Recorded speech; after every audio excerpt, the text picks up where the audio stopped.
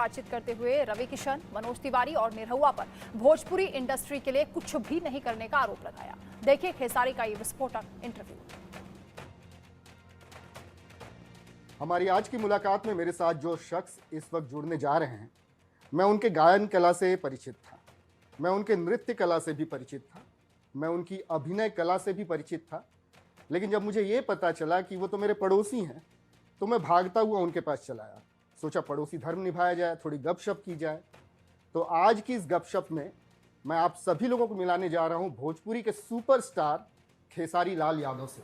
Khesari ji, India news में आपका बहुत बहुत स्वागत है। Thank you. सबको इंडिया न्यूज़ देखने वाले जितने भी श्रोता हैं सबको दिल से प्रणाम और ढेर सारी शुभकामनाएं। अब तो बातचीत की शुरुआत करें। इसके पहले सबसे पहले तो मैं पूछना चाहूँगा कि खेसारी भैया का हाल बा? बढ़िया, ठीक बा। हमनी का देखत बानी जा कि कई भोजपुरी के सितारा लोग अब राजनीति के डगर पर चलत बा लोग। रहुआ कब सोचा तानी कि राजनीति पर चलल गई?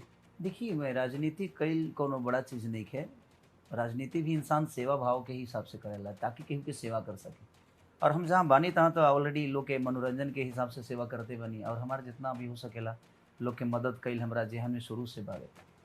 हमार केहू मदद ना करी, लेकिन हम कोशिश हमेशा करीले कि अगर वो लायक हम बानी तो जे भी हमारा जीवन में होखे ओकर मदद करी, जे नइखे ओकरो मदद करी।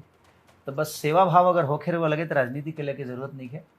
हाँ, एगो पावर के बात होला कि इंसान जब पावर में आवेला तो ज़्यादा से ज़्यादा सेवा कर सकेला। लेकिन अगर सेवा भाव मन में बात तबे ही हो सकेला। तो आदमी के हमेशा मन में सेवा भाव और दिल में लोग के प्रति सम्मान होके के चाहिए। आप कहीं भी कोनो भी क्षेत्र में रही तो लोग मदर टेरेसा कोई नेता बन के थोड़ी दुनिया को अपनाई। तो जिंदगी में कोनो जरूरत नहीं है कि रुआ कुछ बन के कुछ दुनिया के हेल्प कर सकता नहीं। रुआ जवना विधि में बानी, जवना विधा में बानी, जवना जगह पर बानी, वो जी हर आदमी के जरूरत बा। चाहे वो कला क्षेत्र होखे या किसान क्षेत्र होखे या दुनिया के कोनो भी विधि होखे, ओमे इंसान के कहीं ना कहीं प्रॉब्लम हर जगह बा। उहे हमारा अगला प्रश्न रहे। हमनी का राउर गायन विधा देख लेले बानी जा, नृत्य अभिनय सब हमनी का देख लेले बानी जा। अब कोनो ऐसन विधा बा जेमे रउआ ट्राई करे जात बनी, आजमाए जात बनी खुद के कि अब ई कइल जाओ? ना ना, अभी ऐसा कोनो हमार इरादा नहीं है। ऐसे जे हम जहाँ बानी तहाँ बहुत हमके लगता है जहाँ बानी वहाँ के राजा बनी हम। और अब हमार एगो विषय हमेशा रहेला कि हम नरक के राजा बनल पसंद करी, स्वर्ग के नौकर ना, क्योंकि नीचे हम काम ना कर पाए। एक्टिंग अलग जगह बा। एक्टिंग में हम अपने आप के जौन भी कोशिश करेला आदमी बेहतर करे के, गायकी में आदमी कोशिश करेला बेहतर करे के, अपना परिवार में सबके सम्मान करे के कोशिश करेला और करेला भी। तो शुरू से जौन हमारा संस्कार मिलल बगे तवना के हमेशा ढोवे के कोशिश करीले हम। और आगे का हुई हमू नहीं की जानत, काल का हुई हमरा पता नहीं की। तो हम आज जी ले, काल के बारे में हम आज सोच ले नहीं की जे काल का हो। ऐसे जे काल खुदे पता नहीं कि हमारे जे का हुई। कल क्या होगा किसी को भी नहीं पता। मैंने अपने इस इंटरव्यू की शुरुआत जानबूझकर भोजपुरी में की ताकि मैं बता सकूं कि भोजपुरी में माधुर्य कितना है, भोजपुरी में मिठास कितनी है। जब कोई भोजपुरी बोलता है तो ये भाषा सीधे दिल को छूती है। भोजपुरी एक ऐसी भाषा है, चाहे आप इसमें डांट लें, किसी पे क्रोध कर लें या किसी पे व्यंग कस लें, ये सुहानी लगती है, मीठी लगती है। लेकिन भोजपुरी म्यूज़िक इंडस्ट्री पे सबसे बड़ा आरोप क्या लगा है जानते हैं? कि ये म्यूज़िक इंडस्ट्री जो है अश्लीलता परोसती है और इसका सबसे बड़ा ठीकरा खेसारी लाल यादव पर ही फोड़ा जाता है। कहा गया एक समय में कि 10 में से 8 गाने तो द्व्यर्थी बनते हैं, डबल मीनिंग बनते हैं। खेसारी जी, और ये आरोप प्रत्यारोप सालों से चलते आ रहे हैं। आज आपका क्या स्टैंड है? क्या वाकई ऐसे गाने बनने अभी भी जरूरी हैं या रुकने चाहिए, क्योंकि इंडस्ट्री तो बदनाम हो रही है? बिल्कुल। सबसे बड़ा चीज़ देखिए, अभी हमने एक सिनेमा की रंग दे बसंत है और बिग बजट की सिनेमा की, कम से कम 8 से 9 करोड़ की सिनेमा है वो। उसमें जाकर गाने देखिए आप। सबसे बड़ी चीज़ जानते हैं क्या है? बेहतर चीज़ आप देने की कोशिश करिए, बेहतर करिए ना, तो बेहतर पर लोगों का कोई ध्यान ही नहीं रहता है। हम भजन इतने गाते हैं, उस पर किसी का ध्यान नहीं है, उसके लिए कोई नहीं बोलता। मैंने भी गलती की है, ऐसा नहीं कि मैंने गलती नहीं, मैंने उस समय समझ में नहीं आता था। उस समय एक पहचान की ज़रूरत थी मुझे कि नहीं यार मेरी पहचान बने, मेरी पहचान बने, और उसमें गलतियाँ हमने की है। जब आदमी दौड़ता है ना, जब आदमी कुछ करता है ना, तो कोई ज़रूरी नहीं कि हर काम सही होता है। कुछ ना कुछ गलत तो होना ही है आपसे। कभी किसी के दबाव में आप गलत कर जाएंगे, तो कभी आप ऊपर आने के लिए गलत कर जाएंगे। तो हर विधा में कुछ ना कुछ गलतियां होती ही है। कहीं ऐसा तो नहीं है कि वो लॉजिक यहाँ पे काम करता है कि कसाई भी बकरा तभी काटता है जब लोग उसे खाते हैं। चूंकि वैसे गानों के हाँ। सुनने वाले थे, इसीलिए आप लोग मजबूर थे वैसा उसमें गाना बना। मजबूर, लेकिन आज हम बेहतर करने की कोशिश कर रहे हैं हम्म, और उसका रिजल्ट देखिए। आज रंग दे बसंती में लोगों ने प्यार भर भर के दिया और अभी दे भी रहे हैं, और हर जगह 263 सिनेमा हॉल में हमारी सिनेमा लगी और मैं प्रचार करने भी गया था और हर जगह थिएटर में भी घुमा। और रोशन जी ने इतना बड़ा प्रयास किया भोजपुरी को बड़े लेवल पे, एक जो भाषा अब होता है ना कि यार भोजपुरी, तो ऐसा नहीं। जब हम भोजपुरी में खुदे हमनी के बोलल ना चाहब जा तो दुनिया हमनी के काहे सुनी। बिल्कुल। तो समस्या ई बा जे पहले अपने आप के संभालल जरूरी बा। पहले भोजपुरी से प्यार हमरा होके के चाहिए, ओकरा बाद दुनिया के होके लगी। तो बिल्कुल। हर आदमी ऐसा सोची ना तो अपन भोजपुरी बहुत बड़ा हो जाएगी। भोजपुरी के प्रचार प्रसार पर जोर देने की ज़रूरत है, और इस जोर की इस बात की आवश्यकता बहुत पहले से महसूस की जा रही थी। खेसारी भी, एक सवाल मैं आपसे करना चाहता हूँ कि हम देखते हैं कि साउथ इंडिया से कुछ फिल्में बनती हैं और पूरे देश में छा जाती हैं। मतलब उत्तर भारत का भी जो दर्शक है उसको बड़े आदर सम्मान के साथ देखता है, फिल्म हिट हो जाती है। तो दक्षिण भारत की फिल्में अगर समूचे भारत में हिट हो सकती हैं, तो भोजपुरी फिल्मों का दायरा इतना छोटा क्यों है? देखिए दायरा जानते हैं क्या है, सबसे बड़ा चीज़ बजे आज के डेट में अब हमारे लड़के भोजपुरी ना बोल पावे, तो भोजपुरी ना बोल पावेला तो भोजपुरी वो देखी कैसे। हमनी के अगर शिक्षा, दीक्षा और रोजगार अगर सब कुछ बिहारे में रही तो आज अपन भाषा बहुत बड़ा हो जाएगी। ऐसे जो हमनी के बिहारे में रह के, बिहारे के लोग के बीच में रह के आ हमनी के अपन प्रवेश शुरू कर दी जाए तो हमनी के भोजपुरी सुने के मिली। हमार लड़का के बेहतर अगर पढ़ाई बेहतर रही तो हमार खेसारी लाल जी का करेंगे। अगर फिल्म सिटी पटना में रही, बिहार में रही, तो खेसारी मुंबई का करेंगे। आप लोग फिल्में बनाते हैं और फिल्में रिलीज करने के लिए हॉल भी नहीं है, ऐसी स्थिति यूपी बिहार हाँ, की है। समस्या ये बाजी क्या समान तबा, ये है दुर्दशा की वजह? बिल्कुल बिल्कुल समान तबा, लेकिन बेचे के दुकान नहीं है। अच्छा। तो सामान तो दुकान में बेचाई ना, रोड पर बैठ के तो बेचाई ना। हम्म, तो दुकान नहीं है। दूसरा चीज की अगर सारा रोजगार अगर जेंगा आज मुंबई में इतना रोजगार बा, उतना ही रोजगार अगर बिहार में रही तो हमने के अपना परिवार के साथे काम कर दीजा ना। तो जी सब बोले वाला के बा भोजपुरी, लेकिन जैसे हमने के मुंबई आई ले जा ए जी बोले वाला के बा हिंदी, मराठी, गुजराती। तो जब यहाँ के प्रवेश बावे सब मिक्सर तो आदमी अपन भाषा कहाँ बोल पाई। अगर 5 आदमी जिगिया भोजपुरी बोले वाले बड़े तो 50 आदमी हिंदी बोले वाले बड़े, तब आदमी अपनो भाषा के भुला के वही में 45 की संख्या ज्यादा हो गई ना। लेकिन अभी तो आप लोग, खेसारी भैया, आप लोग हैं, मनोज जी हैं, रवि किशन जी हैं, ये तो राजनीति के सक्रिय लोग हैं ना। ये क्यों नहीं यूपी और बिहार में सिनेमा के, भोजपुरी सिनेमा के उद्धार के लिए कुछ करते हैं? आज भी वहाँ के दर्शक वो नहीं समझते कि किस हॉल में जाए। हॉल्स की कमी है अब यूपी बिहार में। आप लोगों को अगर प्रमोशन मिलना चाहिए तो सबसे पहले इनसे मिलना चाहिए। नहीं, देखिए सबसे बड़ी चीज़ है कि लोग बनते ही भोजपुरी से, चाहे मनोज भैया हो या रवि भैया हो या दिनेश भैया हो या पवन भैया हो या मैं हूँ, चाहे एवरीथिंग जितने भी लोग हैं, सब बने भोजपुरी से। लेकिन जब इनको एक पोजीशन मिली तो सबसे पहले भोजपुरी को ही भूले। आदमी को जब गाड़ी मिलती है ना, नई गाड़ी जब मिल जाती है ना सर, तो पुरानी गाड़ी को कोई पूछा नहीं मारता। ये बहुत बड़ी बात कर रहे हैं आप। और यही चीज़ें हुई। अगर पुरानी चीज़ जैसे कि हमारे यहाँ बहुत सारे दोस्त मिल गए, बहुत सारे माँ बाप मिल गए, लेकिन मेरे अंदर में अपने माँ बाप का सम्मान है, इसलिए खेसारी लाल यादव मुंबई से अपने बाप को बुलाया, अपने मम्मी को बुलाया, अपने चाचा को बुलाया, अपने सास माँ को बुलाया, अपने ससुर को बुलाया। तो मेरे अंदर अपने परिवार के प्रति संवेदना है, मेरे अपने परिवार के प्रति एक प्यार है, एक लगाव है, इसलिए मैं अपने परिवार को लेके चल रहा हूँ और मैं अपने परिवार को हर अपनी खुशी का हिस्सा बना रहा हूँ। अब जिनको नहीं है उनके लिए मैं क्या बोल सकता हूँ। आज भी मेरे लिए भोजपुरी सबसे बड़ी सर्वोपरि और मेरे लिए भोजपुरी बहुत ऊपर है। अब मनोज भी ये चाहे तो वो चीज़ें बदल सकती है कि भाई संसद भवन, अब विधानसभा, संसद भवन, जहाँ भी आपका जगह मिलता है, करीब आप कम से कम भोजपुरी के बारे में 2 शब्द बोलिए कि भाई हमारी भोजपुरी ऐसी है, अब भोजपुरी को प्रमोट करना चाहिए। तो अब ये क्यों नहीं करते हैं ये तो मुझे पता नहीं, बट मुझे लगता है कि अगर वो चाहें तो ये बहुत ऊपर हो सकती है। बिल्कुल। सभी को भोजपुरी ने बनाया है और भोजपुरी के प्रति उनका योगदान कितना है इस पर भी नज़र सबकी रहती है। आप भी 100 से ज़्यादा फिल्में कर चुके हैं, अगर मेरा अध्ययन गलत नहीं है तो। 100 के आसपास। आगे क्या इरादा है, आगे क्या करेंगे? मैं वही तो बोला, कल पता नहीं। हम्म, मैं आज जीता हूँ, आज मैं अपने परिवार के साथ हूँ। हम्म, मेरे लिए मेरी ज़िंदगी मेरी परिवार ही है। मैं कोशिश हमेशा किया हूँ कि मैं, चाहे वो मेरे भाई हों, मेरे करजन हो या मेरे रिश्तेदार हो, मैं सबको लेके चलूं। मैं झुकता भी बहुत हूँ, लेकिन जहाँ होता है ना कि झुको, झुक जाओ, अगर रिश्ते बचते हैं तो झुक जाओ, लेकिन लगता है कि भाई सिर्फ आप ही को झुकना है तो रुक जाओ। तो कभी कभी ऐसा लगता है कि नहीं यार, अब रुकना चाहिए मुझे। जहाँ लगता है कि झुकने से रिश्ते बच जाएंगे तो झुक जाता हूँ मैं, लेकिन मुझे ही सिर्फ झुकना पड़े तो मैं रुक भी जाता हूँ कि नहीं भाई, रुक आप जाओ। खेसारी जी, आपकी बातों से हमेशा मुझे ऐसा लगता है कि आपके जीवन के तजुर्बों ने आपको बहुत कुछ सिखाया और बहुत मजबूत इंसान बना दिया, क्योंकि मैंने आपके पुराने इंटरव्यूज भी देखे जिसमें आप अपने जीवन के अनुभवों को बहुत अच्छे से लोगों के सामने रखते हैं। जैसे अभी आपने कहा कि झुकना मैं जानता हूँ, लेकिन जहाँ मुझे स्वाभिमान से समझौता करना पड़ेगा वहाँ नहीं झुकेंगे। हाँ। तो इस किस्म के मैं तमाम अनुभव आपके कई इंटरव्यूज में सुन चुका हूँ। लेकिन मैं ये समझना चाहता हूँ कि हाल फिलहाल में आप कैनवसिंग करते नजर आए। आप पवन सिंह के चुनाव प्रचार में गए थे। आपको राजनीति की ओर क्या खींच कर लेकर गया?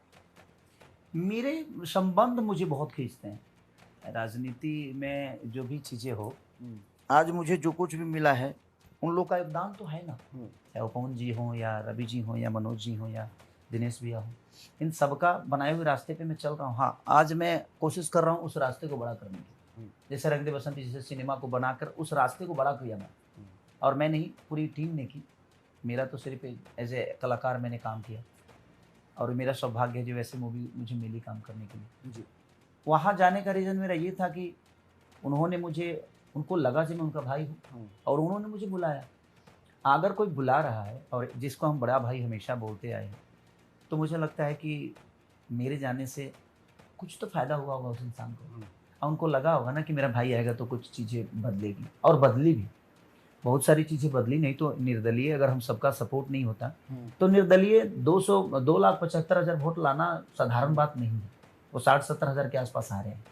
बिल्कुल, उन्होंने बेहतर बेहतर चुनाव लड़ा, अच्छे वोट पाए हैं उन्होंने, और इसमें यकीनन आपका भी योगदान था, आपकी लोकप्रियता का योगदान था। मैं आपसे ये समझना चाहूँगा, लेकिन अब ये हो रहा है कि बीजेपी को ये लगता है कि बिहार में 2 सीट वो पवन सिंह की वजह से हार गई, जिसमें काराकाट की तो सीट थी ही, आरा जहाँ से वो आते हैं वहाँ भी बीजेपी का प्रत्याशी हारा, और इसका ठीकरा फोड़ा जा रहा है पवन सिंह पर। तो इस पर आपकी कोई ये प्रतिक्रिया? बहुत बड़ी चीज़ है कि महाराज, एक आदमी, एक कलाकार की पावर आप समझ सकते हैं कि पूरी शाहबाद की सीट बीजेपी गंवा दी।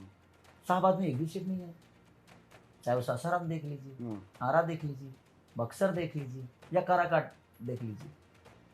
तो एक कलाकार की ताकत देखिए।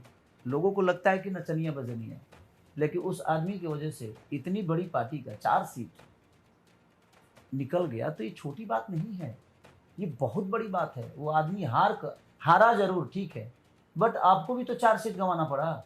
अगर आप लोगों ने माइनस कर लिया होता तो शायद वो 4 सीट बच जाते। बिल्कुल, मेरा अगला प्रश्न यही था, क्योंकि आपका सामीप्य है उनके साथ, आपके बहुत घनिष्ठ संबंध है, और आपने भी उनकी राजनीति की जो राजनीति में जाने की जो इच्छा है, उसका अध्ययन आपने भी किया होगा कि क्यों पवन सिंह चुनाव लड़ना चाहते हैं। अगर बीजेपी उनको एक मौका दे रही थी तो वो मौका उन्होंने क्यों नहीं लिया? देश की सबसे बड़ी पार्टी उन्हें टिकट दे के लड़वाना चाह रही थी, वो मौका उन्होंने क्यों नहीं लिया? उनके दिमाग में क्या आया? ऐसी कौन सी बात मेरे थी? कहने का मतलब ये है कि बंगाल के लोगों ने तो पवन सिंह को नहीं बनाया, बिहार भोजपुरी के भाषा के लोगों ने बनाया। तो मेरे कहने का मतलब कि भोजपुरी भाषा के लोगों ने मुझे बनाया, और मैं विकास मुंबई में जाके करूँ, मैं मुंबई के विकास के लिए चुनाव लड़ूँ, तो ये भी तो ठीक नहीं है। उस आदमी के मन में कहीं ना कहीं कुछ लगा होगा कि नहीं यार, भोजपुरी भाषा के लोगों ने मुझे अगर बनाया है तो मुझे भोजपुरी भाषा का ही योगदान लेकर और भोजपुरी भाषा के लोगों के लिए ही करना है। आपको लगता है अगर बीजेपी पवन सिंह को बिहार के किसी सीट से उतारती तो जीत जाती? बिल्कुल जीतते, बिल्कुल। देखिए, पार्टी का वोट तो होता ही है, और हमारे यहाँ जातिगत फैक्टर है, क्योंकि कोई नेता जातिवाद नहीं करता, हम सभी करते हैं।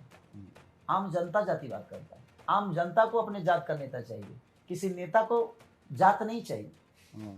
आज तक बताइए, लालू प्रसाद यादव जी हों या नीतीश कुमार जी हों या रामविलास पासवान जी हों, बिहार के किसी भी नेता को आप उठा के देख लीजिए, अपने जाति को कभी मंत्रिमंडल में भेजा है क्या? अपने जात के किसी बच्चे को मंत्री बनाया है क्या? चाहे वो नीतीश चाचा हो या हमारे लालू चाचा हो। तो जब ये अपने जाति को बड़े औहदे पे नहीं देखना चाहते, लेकिन हाँ, उनके जात के जो लोग, हमारे जात के जो लोग लेकिन हैं, वोट तो वो जात के नाम पे ही मैं मांगते वही हैं। तो जात कहना की चाहता हूं। राजनीति जितनी बिहार में उतनी और कहीं नहीं है। लेकिन जात की राजनीति, हमारे कहने का मतलब कि जात की राजनीति नेता नहीं करते। आज तक कोई भी जिस जाति के नेता बना है वो अपने जात को कभी बढ़ाया नहीं है। कैसे बढ़ा देगा? वो तो जानता है कि जैसे ही बढ़ेगा तुरंत मेरा कंपटीटर बन जाएगा, क्योंकि ये भी तो जात का नेता हो जाएगा ना।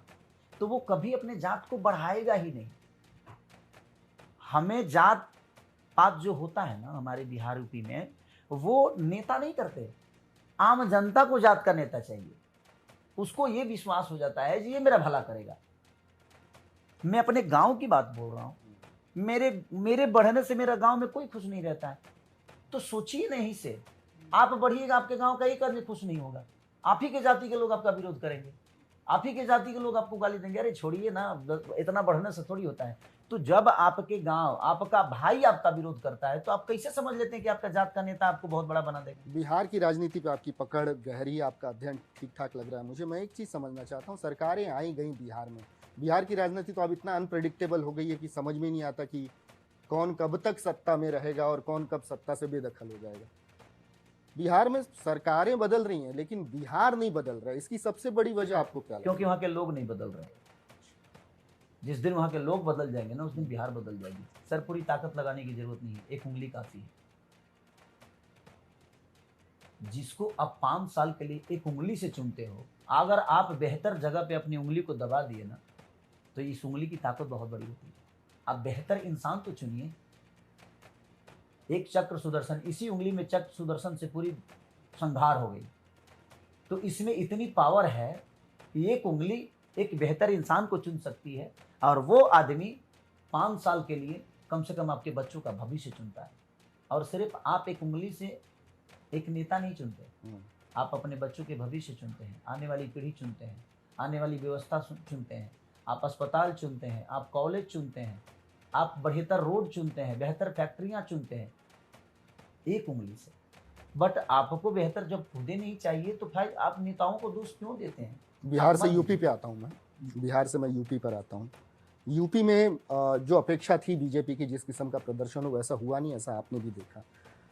आपका व्यक्तिगत मत क्या है, किस वजह से ये हुआ कि जो सबसे बड़ी पार्टी थी बीजेपी वो घट के 30 से 35 सीटों के आसपास आता है? देखिए, मेरा नेताओं के साथ उठना बैठना है भी नहीं, मेरा कलाकारों के साथ उठना बैठना है। मैं संगीत का आदमी हूँ, तो इस विषय पे मैं ज़्यादा नहीं बोल पाऊंगा। फिर भी क्योंकि कोई व्यक्तिगत मत तो होगा ही ना देखिए, आपका। मेरे कहने का मतलब कि आपको अगर कोई नकार रहा है तो आपके अंदर कमी तो होगी।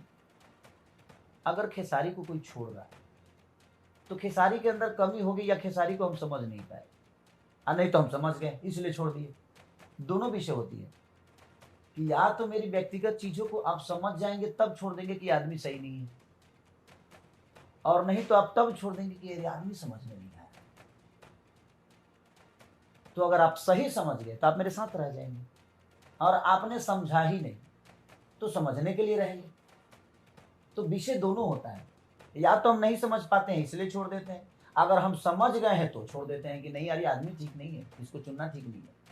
तो कहीं ना कहीं नेताओं की जो गतिविधि है ना सर, अगर कोई नेता आपके पास वोट मांगने जाता है तो वो मांगने जा रहा है ना आपसे, तो आप, वो तो अपनी इच्छा जाहिर कर रहा है कि आप मुझे वोट दीजिए। तो भाई आप पूछिए ना उससे कि आप मुझे क्या दोगे, आप भी पूछिए। वो तो आपसे मांग रहा है, आप भी मांगिए। आप अपने बच्चों का अधिकार मांगिए, आप अपने बच्चों की शिक्षा मांगिए, आप अपने बच्चों की परवरिश मांगिए, आप अपने बच्चों का भविष्य मांगिए। आप मांगिए नहीं रहे हैं और वो मांग रहा है, और वो 5 साल के लिए मांग के लेके गया, उसके बाद पूछेगा भी नहीं कि आपके बच्चे के भविष्य क्या होगा। बिल्कुल, जनता के मूलभूत अधिकारों को लेकर आप बहुत संजीदा मुझे जान पड़ते हैं। मैं ये समझना चाहता हूँ आपसे, आपका पूरा जीवनी मैंने पढ़ा, देखा कि कैसे आप बहुत मुश्किलों से यहाँ तक पहुँचे हैं, और आज आप वो नाम बन चुके हैं जिसको परिचय की गरज नहीं है। मैं खुद जब आपके बंगले पर आया तो मैंने देखा कि लोग आपके साथ तस्वीर खिंचाने के लिए मरे जा रहे हैं। तो ये लोकप्रियता बहुत कम लोगों को नसीब होती है, ये फ़ैन बेस मिलना बहुत कम लोगों को नसीब होता है। लेकिन मैं कहीं पढ़ रहा था कि ये सब शुरुआत छपरा से जो सफ़र शुरू हुआ, दिल्ली होते हुए जो मुंबई पहुंचा है, एक लिट्टी चोखा बेचने वाला व्यक्ति आज इस शिखर तक पहुंचा है। तो इसमें सबसे बड़ा योगदान आप किसका मानते हैं? एक दान मेरी गरीबी का था। भगवान आपको गरीब बनाता है ना, तो आपको सबसे बड़ा अवसर देता है अमीर बनने का। गरीब पैदा हुए थे हम, लेकिन मरना है मुझे अमीर बनने। ये मेरे सपने हमेशा से ऐसे ही रहे कि मेरी ज़रूरतें बहुत थी। आज बचन बचन कहीं ना कहीं मेहनत से बनता है और अभिषेक बच्चन किस्मत से। सर, किस्मत किसी के पास होती नहीं है। और किस्मत, लोग कहते हैं ना, भाग्य में होगा तो मिल जाएगा। ये मोबाइल यहाँ पड़ा है, भाग्य में है मेरे मोबाइल, लेकिन मुझे कॉल करने के लिए उसको उठाना तो पड़ेगा। उठा भी लूँगा तो आपसे बात करने के लिए मुझे नंबर लगाना पड़ेगा। नंबर लगा भी लूँगा तो बात करने के लिए शब्द होने चाहिए। तो ज़िंदगी में कुछ नसीब में होता नहीं है, नसीब बनाना पड़ता है। तो सबसे बड़ी चीज़ कि मैंने कोशिश की, और मेरी गरीबी मेरे पे इतना हावी थी कि मुझे करने का अवसर प्राप्त हुआ। गरीब बनना बहुत सौभाग्य का काम होता है, क्योंकि गरीब आप हो तो आपके पास पैंट भी खरीदने के लिए कमाना है, आपको खाने के लिए कमाना है, आपको घर बनाने के लिए कमाना है, ज़मीन लेने के लिए कमाना है, शादी के लिए कमाना है, गहना के लिए कमाना है, बच्चों के परवरिश के लिए कमाना है। तो मेरे पास अवसर इतने थे ना कि मैं उस कमाने में अपने आप को बड़ा बना लिया। सुंदर। लेकिन मैं वो किस्सा ज़रूर आपसे सुनना चाहूँगा, मेरे दर्शकों के लिए खासकर, कि आपकी गायकी से लोगों का परिचय बहुत देरी से हुआ। पहले तो आप अखंड गाते थे और जगराता वगैरह गाते थे। कैसेट आपने बनाई थी, कैसेट गाए थे आप, मुझे याद है, और मेरे ख्याल से 10,000 का खर्चा भी आया था, 12,000। और 12,000 का, और मेरे ख्याल से उस समय वो बहुत बड़ी रकम हुआ करती थी। हाँ, 12,000 हम तो समझिए कम से कम वो लाख रुपए का आसपास हो गया। और वो कैसेट फ्लॉप होने के बाद 2006 में। आपके पिताजी खिसिया के आपका ब्याह कर दिए थे। ये बात कितनी सही? हाँ हाँ, बिल्कुल सही। हाँ? बिल्कुल सही। और उसके बाद लिट्टी चोखा तक की ठेले तक का मैं सफर अपनी कैसे? शादी में 3 बजे सुबह तक आया हूँ। अच्छा। हाँ, मैं 3 बजे सुबह में गया था अंगना में शादी करने, और 3 बजे सुबह तक तो मैं ही गा रहा था। ऑर्केस्ट्रा था, गा रहा था। बट एक चीज़ें हैं कि वो सारी चीज़ें जो है ना, मेरे ज़हन में हमेशा याद रहती है। मेरी गरीबी, मेरी चीज़ें जो है, मेरे बुज़ुर्गों का आशीर्वाद, और इसमें योगदान कहीं न कहीं देखिए, अगर मुझे प्रॉब्लम नहीं होती ना, तो उस प्रॉब्लम से निकलने का हल मैं नहीं निकाल पाता। मेरी ज़िंदगी में बहुत सारी प्रॉब्लम हुई है, और मेरे फैमिली के बहुत कम लोग जानते हैं। मैं अपनी प्रॉब्लम लोगों से शेयर नहीं करता। मुझे लगता है कि मैं प्रॉब्लम शेयर करूँगा तो वो तो जानता ही नहीं है कि उसका मतलब क्या है, तो उसका हल उसके पास कहाँ से होगा? तो मुझे ही हल निकालना पड़ेगा। तो ज़िंदगी में हमेशा मैंने कोशिश की है कि अकेला चला हूँ। हाँ, कारवां बनता गया, बट रास्ते का सफ़र जो था मुझे अपने आप ही तय करना होगा। चाहे वो मेरे परिवार का अपना सफ़र हो, या मेरे अपने ज़िंदगी का सफ़र हो, या मेरे रिश्तेदारों का हो, या मेरे आगे बढ़ने का सफ़र हो, वो हमेशा मुझे तय तो खुद ही करना पड़ेगा। मेरे आखिर के 2-3 सवाल हैं खेसारी भैया। अब बहुत कम लोगों को, मैं दर्शकों के जानकारी के लिए बता दूं कि लोकप्रियता खेसारी लाल यादव ने इसी नाम से पाई है। लोग ये जानते हैं कि इनका नाम ही खेसारी है, लेकिन सच्चाई तो है कि इनका असली नाम जो है शत्रुघ्न है। तो खेसारी नाम से क्यों पुकारे गए, क्यों प्रसिद्ध हुए, इस पर मैं खुद खेसारी जी भैया से बात करना चाहूँगा। खेसारी तो दाल होती है, यूपी बिहार के लोग परिचित हैं उस दाल से। तो दाल के नाम पर आपका नाम, इसके पीछे कोई? मैं एक्चुअली मैं शुरू से बहुत ज़्यादा बोलता था, और हमारे यहाँ जो दाल होती है ना, तो कहीं भी छेड़ दो तो बेमतलब कि मेरे पास बातें बहुत होती थी। मैं अनलॉजिकली बातें, क्योंकि उम्र के हिसाब से ज्ञान और शिक्षा की बहुत कमी थी, तो मैं कुछ भी बोलता था। और कुछ भी बोलता था तो एक हमारे बैजनाथ चचा हैं, ढोलक बजाते हैं, रामाशंकर यादव जी में मैं 6 महीने 8 महीने के साथ उनके साथ था मैं सिवान में। तो उन्होंने मेरा नाम खेसारी रख दिया कि खेसारी की तरह कुछ भी बोलता रहता है भाई, इसका बात पचता नहीं है। तो जैसे दाल नहीं पचती, खेसारी पचती नहीं। तो दाल, उन्होंने मेरा नाम खेसारी रख दिया। लेकिन खेसारी की तासीर तो वो ठंडी होती है, लोग उसका इलाज के दौरान भी प्रयोग करते हैं? देखिए, नाम से असर अगर किसी को होता तो कोई राजा नाम रख के ही ज़िंदगी चला लेता। नाम नाम का कोई असर नहीं होता है। तर्क है आपके पास। एक आखिरी सवाल, आपके जीवन पर रामायण का मैंने बहुत प्रभाव देखा है। आप अक्सर रामायण के उदाहरण जो हैं अपने इंटरैक्शंस में, अपने इंटरव्यूज़ में लोगों को देते हैं। एक भव्य राम मंदिर बनकर निर्मित हुआ है अयोध्या में। इस पर आप देख रहे हैं जिस स्तर की राजनीति देश में हो रही है, इस पर आपकी प्रतिक्रिया? देखिए, विषय मन में श्रद्धा होना तो मंदिर की ज़रूरत नहीं। मंदिर रहने के बावजूद भी दुनिया अपने घर में पूजा नहीं कर पाती। लेकिन नहीं, मंदिर हमारे लिए ज़रूरी है।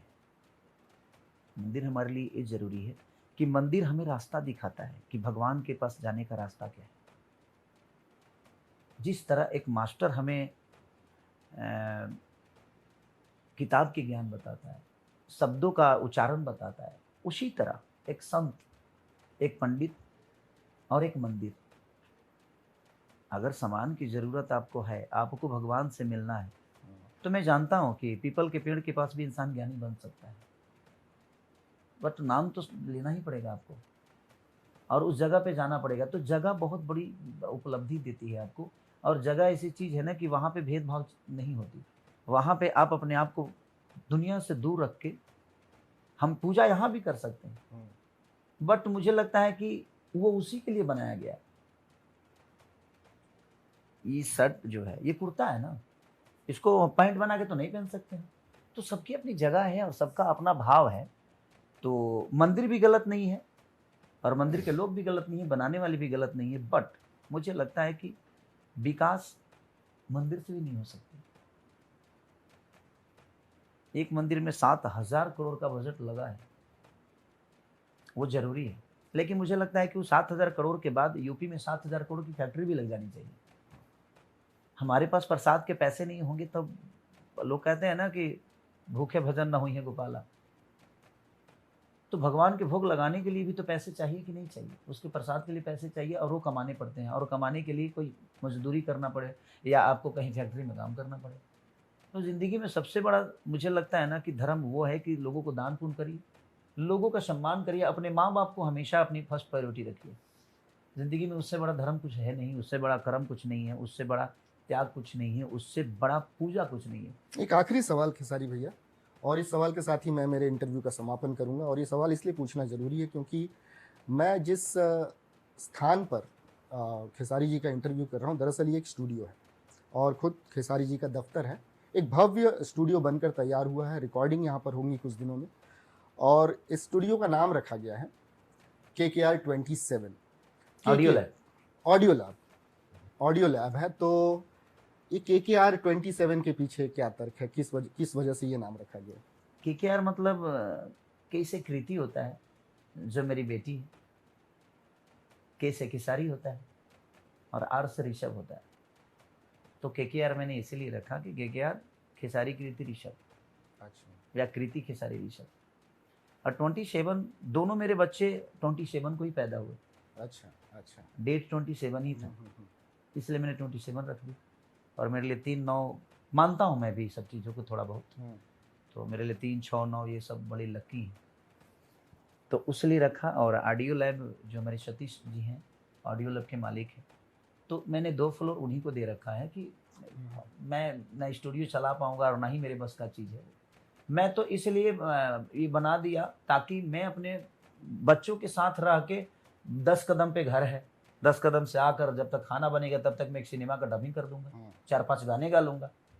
तो मेरे लिए थोड़ा सा सहूलियत हो जाएगा कि जो जाम का 1.5 घंटे 2 घंटे आदमी फंसा रहता है कहीं, वो चीज़ें मेरी बच जाएगी। और टाइम का बहुत महत्व है, समय मेरे लिए बहुत कीमती है। बिल्कुल। तो घर बहुत नज़दीक है और घर से ही बहुत करीब इन्होंने अपना खुद का एक ऑडियो लैब बनाया है, एक स्टूडियो बनाया है, ताकि समय बचे और जो वक्त ज़ाया होता था ट्रैफिक में वो वक्त इस्तेमाल हो सके प्रोडक्टिव काम में। KKR भी ये नाम क्यों रखा गया है KKR 27, ये खेसारी भैया ने बताया। मैं आप लोगों को एक चीज़ और बता दूं कि खेसारी भैया अपनी बेटी से बहुत अटैच्ड हैं। दरअसल वो मानते हैं कि उनकी बेटी जब हुई उसके बाद इनका भाग्योदय हुआ, और ऐसा इन्होंने दावा भी किया, और इसके पहले भी कुछ इंटरव्यूज़ में, क्यों मानते हैं आपकी बेटी की वजह से भाग्योदय हुआ है? संघर्ष वहां खत्म हो गया कि संघर्ष वहां से शुरू हुआ? बेटियां जो होती हैं ना, मुझे लगता है कि जीवन की सबसे बड़ी अनमोल रत्न होती हैं। एक बेटी की वजह से भी मैं पैदा हुआ, एक किसी की बेटी ही मेरी बीवी बनी, और उसके माध्यम से कृति की जन्म हुआ। तो एक माध्यम बेटियां होती हैं। परिवार में अगर आपके घर में औरतों का सम्मान नहीं है ना, तो आपका घर समझ लीजिए कि रावण से कम नहीं। और हमेशा औरतों को बात मानना चाहिए। कि कई के बात माने राजा दशरथ, तो राम को वनवास हुई। राम को वनवास हुआ तो कितने लोगों का उद्धार हुआ। वही रावण मदोदरा का बात नहीं माने तो विनाश हो गया। तो कोशिश हमेशा करिए कि औरतों का सम्मान और उनका बात हमेशा मानिए आप। अगर वो कुछ कहती हैं तो वो गलत नहीं होता है, क्योंकि वो जिस तरह रसोई को बनाती है ना, उसी तरह ज़िंदगी होती है। तो इसीलिए मेरे जीवन में मेरी बेटी का योगदान इसलिए रहा कि जब से वो पैदा हुई तब से मैं पीछे मुड़कर कभी देखा नहीं। और कृति का आना मेरे लिए सबसे सुखद चीज़ है। और जब भी मैं कहीं जाता हूँ तो उसके पैरों को छू के जाता हूँ, और मेरा काम कभी गलत नहीं हुआ। भैया, मैं आपका इंटरव्यू करूं और बिना आपका गीत सुने चले जाऊं तो मुझे इंटरव्यू अधूरा अधूरा लगेगा, निश्चित अधूरा लगेगा। और मैंने आपके वो तड़कते भड़कते गाने बहुत सुने हैं और नियमित सुने हैं, मैं आपका मुरीद भी रहा हूँ। लेकिन आज मैं उस खेसारी लाल को सुनना चाहता हूँ जिन गीतों को गा के आप आगे बढ़े। वो भक्ति के गीत, वो अखंड पाठ, उसमें से अगर कुछ सुना सकें। कि जो मेरा हाथी मैया अरे बन के कोयलिया, तो कुहू का उठाती मैया तोरे अंगने में, कुहू का उठाती मैया तोरे अंगने में। ये मेरे भजन बहुत अच्छे थे, और बहुत सारे भजन हैं। अब छठ कभी हम गीत लोग भी आपने गाया है? छठ तो का मेरी माहौल माँ अभी भी नहीं, पूछती है। छठ का भी माहौल नहीं है। तो अभी कभी हम फिर बैठेंगे तो बहुत सारे गाने के साथ चले बैठेंगे। तड़कता भड़कता ही कोई एक हमारे दर्शकों के लिए जिन्होंने आपको सुना है। कि कर खाती करब भौजी अब के पार, सही अरब गईले न तो सेज पके कर संगे लहड़ब, सही अरब गईले न। नून रोटी खाए बगैर तो मैं भी बस घर में नून जाऊंगा। अब कड़र से हुए हैं फरार, अब छपड़ा लवट के न जाएंगे, नून रोटी खाएंगे जिंदगी संग ही बिताएंगे। ठीक है, थैंक यू तो सो मच। ये है खेसारी लाल यादव। मेरी कोशिश थी कि इस गपशप में मैं उनके उन पहलुओं को भी सामने लाऊं जो जिनसे अमूमन जनता जो है परिचित नहीं हो पाती है। तो हमने इनके जीवन सफ़र के बारे में भी सुना, इनकी अलग अलग विधाओं के बारे में भी जाना, इनका सुरीला संगीत भी सुना। उम्मीद करते हैं कि ये पूरी बातचीत आपको खूब